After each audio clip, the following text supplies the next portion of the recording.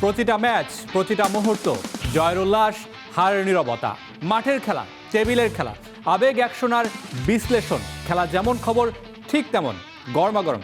Welcome to star play, সঙ্গে আছি মামুনুর রশিদ। শুরুতেই শিরোনাম। বাংলাদেশে ব্রাজিলের 5 সদস্যের প্রতিনিধি দল জাতীয় স্টেডিয়ামে মাঠ পরিদর্শন শেষে সন্তুষ্টি।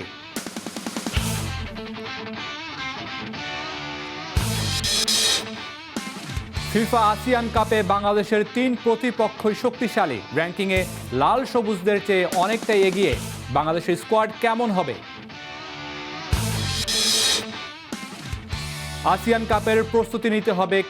কবে ক্যাম্পে যোগ দেবেন অরিজিন ফুটবলাররা? ক্লাবের সূচি নিয়ে শঙ্কা, কয়েকজন আসছেন শিগগিরই। টেস্ট র্যাঙ্কিংয়ে প্রথমবার 6 বাংলাদেশ। ম্যাকাই টেস্টে 1.5 দিনে হারল টাইগাররা। মাইটি অস্ট্রেলিয়ার সাথে সিরিজ ড্র করল শান্তর দল।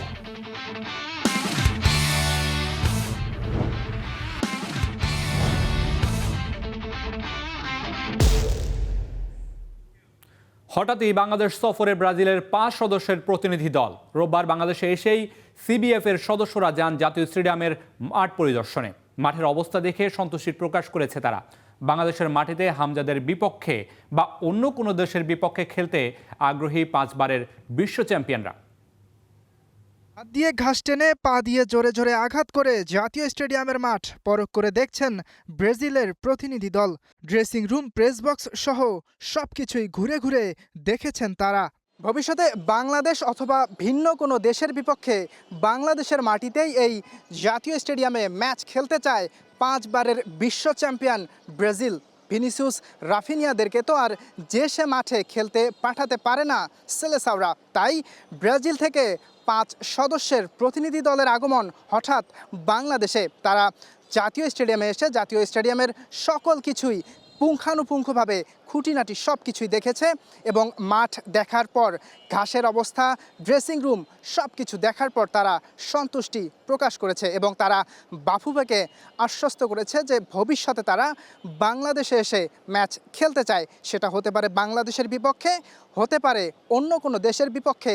নিরপেক্ষ ভেন্যু হিসেবে এই জাতীয় স্টেডিয়ামের মাঠ ব্যবহার করতে চায় ব্রাজিল। তাদের টার্গেট হলো আগামীতে তারা যে কোনো দেশের বিপক্ষে অথবা আমাদের বাংলাদেশের বিপক্ষেও খেলতে চায়। তো যেহেতু মাঠটা তাদেরকে আমরা বুঝিয়েছি যে মাঠের কাজ চলমান, আর হয়তো 2 উইক্সের মধ্যে আমাদের সম্পূর্ণ হয়ে যাবে। প্রয়োজন হলে তারা আরেকবার এসে দেখবে। স্টেডিয়ামের পরিবেশ থেকে অত্যন্ত আনন্দিত এবং মুগ্ধ তারা এটা বলেছে। কলকাতার মাঠ দেখে সন্তুষ্ট হয়নি ব্রাজিলের প্রতিনিধি দল। এমন সংবাদ শোনার পর ধারণা করা হচ্ছিল বাংলাদেশের মাঠ অনুশীলনের জন্য ব্যবহার করতে পারে ভিনি রাফিনিয়ারা। তবে আপাতত তা হচ্ছে না। এশিয়া থেকে লাতিন আমেরিকার দূরত্ব অনেক বেশি, তাই সচরাচর ফিফা উইন্ডোগুলোতে ব্রাজিলকে এশিয়া সফর করতে দেখা যায় না। আগামী 3 অক্টোবর ভারতের বিপক্ষে একটি প্রীতি ম্যাচ খেলবে 5 বারের বিশ্ব চ্যাম্পিয়নরা। তাই বাফুফেও চেষ্টা করছে এই উইন্ডোর ভিতরেই ব্রাজিলের ম্যাচ বাংলাদেশের মাটিতে আয়োজন করা যায় কিনা। ইয়াসির আরাফাত, সবুজ, স্টার প্লে, ঢাকা। আসিয়ান কাপে বাংলাদেশের প্রতিপক্ষ 3 দলই বেশ শক্তিশালী। র্যাঙ্কিংয়ের বিচারেও বাংলাদেশ থেকে অনেকটা এগিয়ে। এই আসিয়ান কাপে বাংলাদেশের স্কোয়াড কেমন হবে? কিভাবে বাংলাদেশ সাজাবেন থমাস ডুলি? বাংলাদেশের লক্ষ্যটাই বা কী হবে এই টুর্নামেন্টে? বিস্তারিত রহমান পেয়ারের এক্সপ্লেনারে। 24 সেপ্টেম্বর থেকে 4 অক্টোবর হতে যাচ্ছে ফিফা আসিয়ান কাপ। দক্ষিণ পূর্ব এশিয়ার সবচেয়ে বড় আসরে খেলবে বাংলাদেশ। ফিফা আরব কাপের আদলে ফিফা আসিয়ান কাপ আয়োজনের সিদ্ধান্ত হয় গত বছর। ফিফা কংগ্রেসে চূড়ান্ত অনুমোদন পায় চলতি বছর। আসিয়ানভুক্ত 11টি দেশের সঙ্গে চীন, ভারত ও হংকংকে টুর্নামেন্টটিতে খেলার জন্য আমন্ত্রণ জানানো হয়। তবে এশিয়ান কাপের প্রস্তুতির অংশ হিসেবে চীন ও ব্রাজিলের বিপক্ষে প্রীতি ম্যাচ খেলতে ভারত নাম সরিয়ে নেয়। চীনের জায়গায় আগেই নেওয়া হয়েছে পাকিস্তানকে, আর ভারতের জায়গায় সুযোগ পেয়েছে বাংলাদেশ। মোট 14টি দেশ নিয়ে হবে আসিয়ান কাপ, 2টি ভাগে, প্রিমিয়ার ডিভিশন আর চ্যালেঞ্জ ডিভিশন। আয়োজক যথাক্রমে ইন্দোনেশিয়া ও হংকং। বাংলাদেশ জায়গা পেয়েছে প্রিমিয়ার ডিভিশনে, যেখানে 8টা দল 2 গ্রুপে ভাগ হয়ে লড়বে। Indonesia, Thailand, Vietnam, Philippines, Malaysia, Singapore, Pakistan আর বাংলাদেশ। চ্যালেঞ্জ ডিভিশনে খেলবে বাকি 6 দল, 3টি করে 2 গ্রুপে। গ্রুপ পর্বে বাংলাদেশের প্রতিপক্ষ সিঙ্গাপুর, মালয়েশিয়া আর স্বাগতিক ইন্দোনেশিয়া। 3টাই র্যাঙ্কিংয়ে বাংলাদেশের চেয়ে এগিয়ে থাকা দল। ম্যাচগুলো হবে ইন্দোনেশিয়ায়, যেখানে স্থানীয় ফুটবল প্রেমীদের উন্মাদনা এমনিতেই তুঙ্গে। ফিফা র্যাঙ্কিংয়ে 118 নম্বরে ইন্দোনেশিয়া, 136 নম্বরে মালয়েশিয়া, 148 নম্বরে সিঙ্গাপুর আর 181 নম্বরে বাংলাদেশ। বাংলাদেশের স্কোয়াড নিয়ে আলোচনা তুঙ্গে, বিশেষ করে নতুন মুখদের নিয়ে। শীর্ষে আছেন ফারহান আলী ওয়াহিদ, বায়োমেট্রিক সম্পূর্ণ, পাসপোর্ট প্রায় হাতে। ক্লাব ফুটবলে ব্যস্ত থাকায় তিনি হয়তো ক্যাম্পের একদম শুরুতে যোগ দিতে পারবেন না, তবে জাতীয় দলের জার্সিতে তার অভিষেক এই টুর্নামেন্ট দিয়েই হতে যাচ্ছে বলা যায় নিশ্চিতভাবে। দ্বিতীয় নাম জাপানি বংশোদ্ভূত সুকি ইতোফুসা, বায়োমেট্রিক শেষ, পাসপোর্ট প্রক্রিয়াও প্রায় সম্পূর্ণ।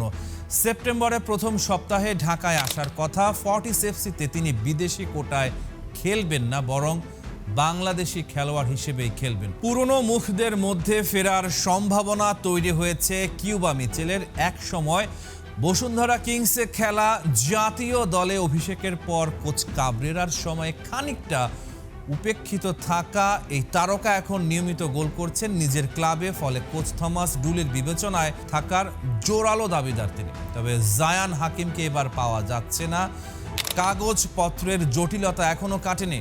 নাম্বার 9 সংকট মেটাতে আলোচনায় আছেন ট্রেভর ইসলাম, যিনি নিজেও এখন ম্যাচ ফিট। তাকে পাওয়া গেলে মুরসালিনের সঙ্গে আক্রমণ ভাগের শূন্যতা অনেকটাই পূরণ হয়ে যাবে। নতুনদের পাশাপাশি পুরনো ভরসার নামগুলো থাকছে যথারীতি। দলের প্রাণভ্রমরা হামজা চৌধুরী খেলার মধ্যেই আছেন।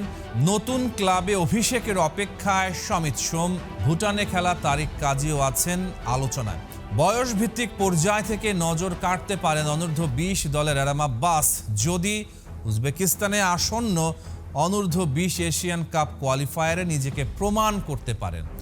ক্যাম্প শুরু হচ্ছে 27 আগস্ট থেকে। বিশ্বনাথ, তপু বর্মন, রাকিব, মোরসালিন, জামাল ভুঁইয়া, কাজেম শাহরা এই ক্যাম্পেই নিজেদের ফিটনেস ঝালিয়ে নেয়ার সুযোগ পাবেন। স্বপ্ন দেখা সহজ, কিন্তু বাস্তবতাও মাথায় রাখা জরুরি। মালয়েশিয়া, ইন্দোনেশিয়া কিংবা সিঙ্গাপুরের বিপক্ষেও বেশিরভাগ সময় হারের পাল্লা ভারী বাংলাদেশের। 3 প্রতিপক্ষই র্যাঙ্কিংয়ে এগিয়ে, তাই বড় জয়ের প্রত্যাশা না করে বরং একটা প্রতিযোগিতামূলক লড়াকু পারফরম্যান্সটি এখন বাস্তবসম্মত লক্ষ্য। নতুন বংশোদ্ভূত খেলোয়াড়দের নিয়ে একরকম পরীক্ষামূলক দল হিসেবেও দেখা যেতে পারে এই স্কোয়াডকে। মালয়েশিয়ার বিপক্ষে 10 বারের দেখায় একটাই জয় বাংলাদেশের। 1978 সালের এশিয়ান গেমসে মালয়েশিয়াকে 1-0 গোলে হারিয়েছিল লাল সবুজের প্রতিনিধিরা। 2টা ম্যাচ ড্র হয়েছে, 7 ম্যাচে মালয়েশিয়ার জয়। ইন্দোনেশিয়ার বিপক্ষে 7টা ম্যাচ খেলেছে বাংলাদেশ, জয় 1টা, ড্র 2টা, হার 4 ম্যাচে। সিঙ্গাপুরকে কখনোই হারাতে পারেনি বাংলাদেশ। 4 বারের দেখায় 1 ড্র আর 3 হার। এই টুর্নামেন্টে অংশগ্রহণের জন্য বাংলাদেশ দলকে কোনো আর্থিক খরচ বহন করতে হবে না। বিমান ভাড়া থেকে শুরু করে আবাসন সব খরচই আয়োজকরা দেবে। এছাড়া টুর্নামেন্টের চ্যাম্পিয়ন ও সেমিফাইনালিস্টদের জন্য কোটি টাকার আকর্ষণীয় প্রাইজ মানির ব্যবস্থাও রয়েছে। Rahman pair, star play. ASEAN কাপে বাংলাদেশের খেলা নিশ্চিত হওয়ার সাথে সাথেই প্রশ্ন উঠেছে, কারা আসছেন এই টুর্নামেন্ট খেলতে, কোন অরিজিন কোন সময় বাংলাদেশে আসবেন, প্রাথমিক ক্যাম্পে কাকে কাকে পাওয়া যাবে। শঙ্কার জায়গা তৈরি হয়েছে ক্লাব ফুটবলের ব্যস্ত সূচি নিয়ে। তবে আছে সুখবরও, বিস্তারিত এক্সপ্লেনারে।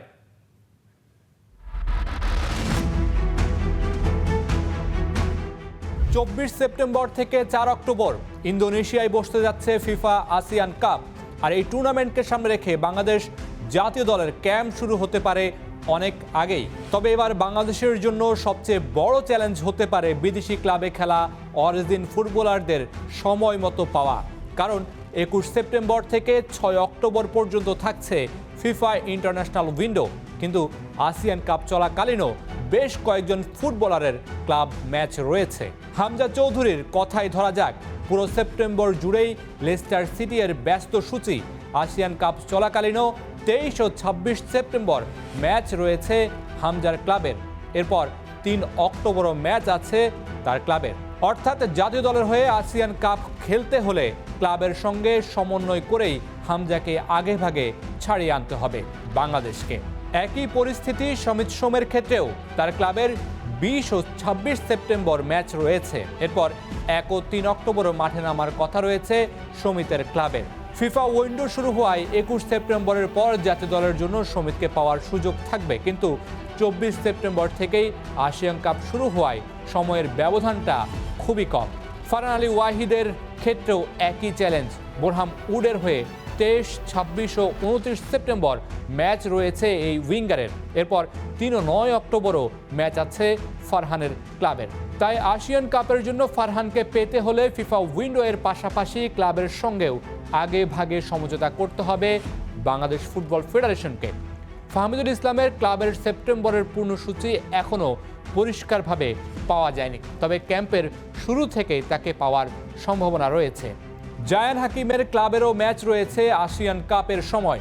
25 সেপ্টেম্বরের পর অক্টোবরেও ম্যাচ রয়েছে তার ক্লাবের। ফলে তাকেও জাতীয় দলের ক্যাম্পে কবে যোগ দেওয়া সম্ভব হবে সেটি নির্ভর করবে ক্লাবের সঙ্গে সমন্বয়ের উপর। আরও একজনকে বিবেচনায় রাখা হতে পারে কিউবা মিচেল। তার ক্লাবের 22 ও 29 সেপ্টেম্বর ম্যাচ রয়েছে, অর্থাৎ আসিয়ান কাপ চলাকালীন কিউবার ক্লাবের ব্যস্ততাও থাকবে। তবে বাংলাদেশের জন্য এইখানে রয়েছে একটি সুযোগ। 31 আগস্ট থেকে 11 সেপ্টেম্বর পর্যন্ত কিউবার ক্লাবের কোনো ম্যাচ নেই। এই সময় ক্লাবের সঙ্গে আলোচনা করে কিউবাকে জাতীয় দলের ক্যাম্পে আগেভাগে নিয়ে আসার চেষ্টা করতে পারে বাংলাদেশ। এদিকে ইউসুফ আহমেদ ইতিমধ্যে বাংলাদেশি পাসপোর্ট পেয়েছেন, ফলে ক্যাম্পের শুরু থেকেই ইউসুফকে পাওয়ার সম্ভাবনা রয়েছে। পাসপোর্ট হয়ে গেলে গোলরক্ষক সাইফ কেরাওয়ালাকেও ক্যাম্পের শুরুর দিক থেকেই পাওয়ার সম্ভাবনা রয়েছে। অন্যদিকে বাংলাদেশে আগে থেকেই চলে আসতে পারেন সুকি ইতোফুসা। বাংলাদেশের ক্লাব ফর্টিজ এফসিতে যোগ দেওয়া এই জাপানি বংশোদ্ভূত ফুটবলারের বাংলাদেশি পাসপোর্টের প্রক্রিয়া চলমান। পাসপোর্ট হয়ে গেলেই বাংলাদেশে এসে ক্লাবের সঙ্গে যুক্ত হতে পারবেন তিনি। শুধু সিনিয়র দলের সম্ভাব্য নতুন মুখী নয়, অনূর্ধ্ব 20 দল থেকেও দুজনকে বিবেচনায় রাখা হতে পারে আসিয়ান কাপের প্রস্তুতি ক্যাম্পে। ইংল্যান্ড ভিত্তিক অ্যাডাম আব্বাস এবং মাহি খানও থাকতে পারেন আলোচনায়। তবে সবচেয়ে বড় প্রশ্ন, বিদেশি ক্লাবের ব্যস্ত সূচির মধ্যেও হামজা, সমিত, ফারহানদের কতটা আগে ভাগে পাওয়া যাবে। ফিফা উইন্ডো শুরু 21 সেপ্টেম্বর, আর আসিয়ান কাপ শুরু তার মাত্র 3 দিন পর 24 সেপ্টেম্বর। ফিফা উইন্ডোতে জাতীয় দলের খেলা থাকলে ক্লাবগুলো ছাড়তে বাধ্য। সেক্ষেত্রে আসিয়ান কাপে খেলতে অসুবিধা হওয়ার কথা নয় অরিজিন ফুটবলারদের। তবে ক্যাম্পের শুরুর দিক থেকে বেশিরভাগ অরিজিন ফুটবলারকে পাওয়া যাবে না, আর সেই চ্যালেঞ্জ মোকাবেলায় ক্লাবগুলোর সঙ্গে আগেভাগে সমঝোতাই হতে পারে বাংলাদেশের সবচেয়ে বড় অস্ত্র। 24 সেপ্টেম্বর থেকে 4 অক্টোবর আসিয়ান কাপে বাংলাদেশের মিশন, আর সেই মিশনে অরিজিন ফুটবলারদের উপস্থিতি কতটা শক্তিশালী হবে তার উত্তর মিলবে ক্যাম্প শুরুর পরই। Mamunur Rashid, star play. ক্রীড়া সাংবাদিকদের মিলন মেলায় পরিণত হতে যাচ্ছে কিউট বিএসপি স্পোর্টস কার্নিভাল 2026। আগামী 25 আগস্ট বসছে ক্রীড়া উৎসব। বাংলাদেশ স্পোর্টস প্রেস অ্যাসোসিয়েশনের আয়োজনে এবারের কার্নিভালে অংশ নেবেন সংগঠনটির শতাধিক সদস্য। 8টি ডিসিপ্লিনে হবে প্রতিযোগিতা: আর্চারি, ক্যারাম, টেবিল টেনিস, দাবা, সাঁতার, অ্যাথলেটিক্স, কার্ড গেম ও কুইজ। উদ্বোধনী অনুষ্ঠানে উপস্থিত থাকবেন জাতীয় ক্রীড়া পরিষদের নির্বাহী পরিচালক সহ ক্রীড়া অঙ্গনের বিশিষ্টজনেরা। রোববার বাংলাদেশ অলিম্পিক অ্যাসোসিয়েশনে সংবাদ সম্মেলনে এইসব তথ্য জানায় বিএসপিএ।